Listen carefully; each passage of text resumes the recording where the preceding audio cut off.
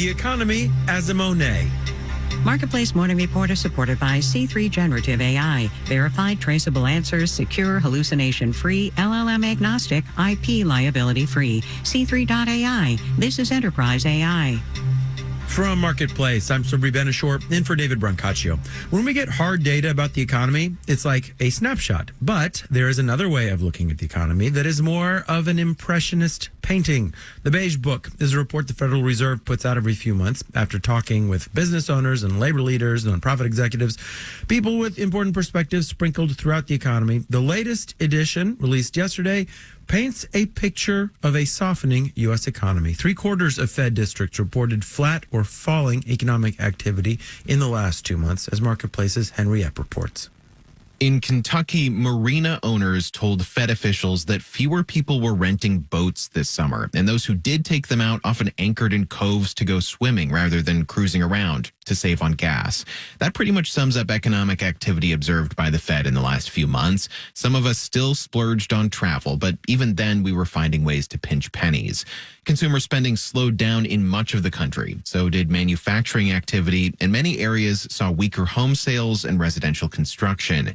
And while not many companies laid people off, the job market was pretty flat, except for some skilled positions. As a labor official in the Upper Peninsula of Michigan put it, anyone with a commercial driver's license or mechanic license is still in high demand. I'm Henry Epp for Marketplace. This week, the price of a Costco membership increased for the first time in 7 years from $60 a year to $65. The company is also cracking down on membership sharing, kind of like how Netflix cracked down on password sharing. That is not really a coincidence, but a trend. The subscription economy is getting saturated, so companies are looking to squeeze more out of existing customers. Marketplace's Savannah Marr reports. In 2017, Netflix famously tweeted, "Love is sharing a password." They needed lots of people on the service, and they needed those people talking about the shows that they loved on the service. Even if they weren't actually paying to watch, says David Offenberg, professor of entertainment finance at Loyola Marymount University. But around 2022, once they had more or less everybody in the country watching Netflix one way or the other, Offenberg says growth at all costs wasn't working anymore. As soon as they started cracking down on passwords, we saw their revenue burst again. Other streamers and other industries took note, says Amy Connery with the Subscribed Institute, a think tank focused on the subscription economy.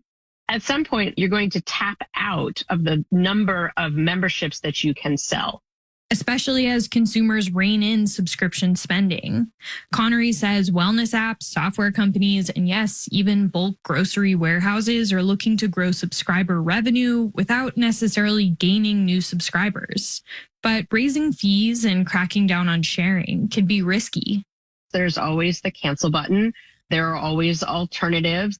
She says Costco is banking deals like its $5 rotisserie chicken are enough to keep members around and turn the rest of us into paying customers. I'm Savannah Marr for Marketplace. All right, let's do the numbers. Dow and S&P futures are up barely, less than 0.1%. NASDAQ futures are down almost 0.1%. The yield on the 10-year Treasury is 3.773%.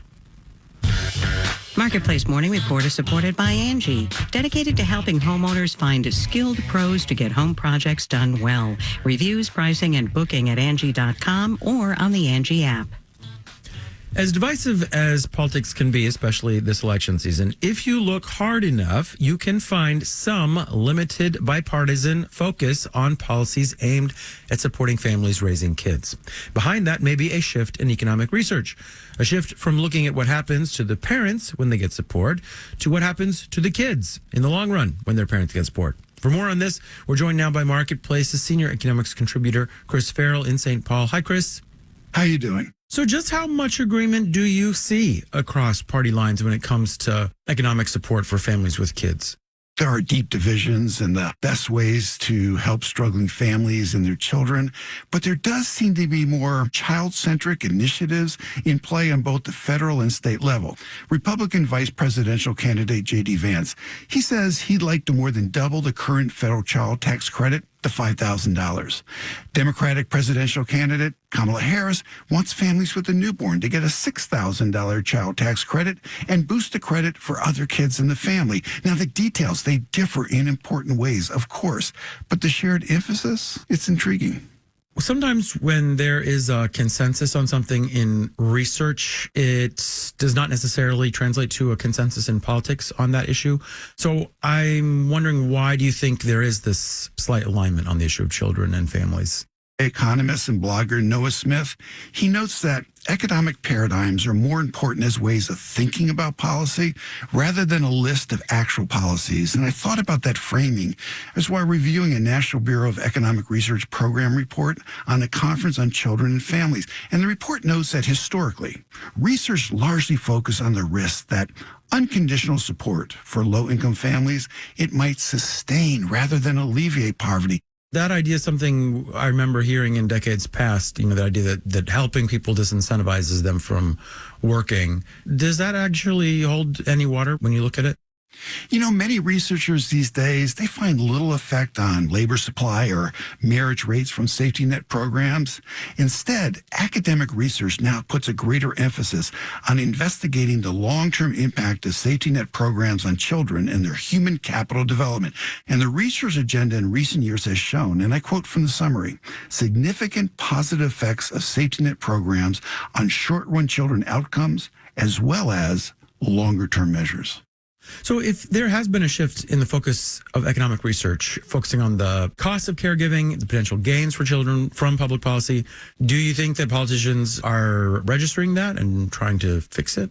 My sense is that everyone acknowledges that parents and families are really stretched. The kind of research we're talking about is an inspiration for ideas and policies with the best chance of healthy human capital development for children from families that live on low and unstable incomes. Marketplace's senior economics contributor, Chris Farrell, thank you as always. Thanks a lot. In New York, I'm Sabri Benishore with the Marketplace Morning Report.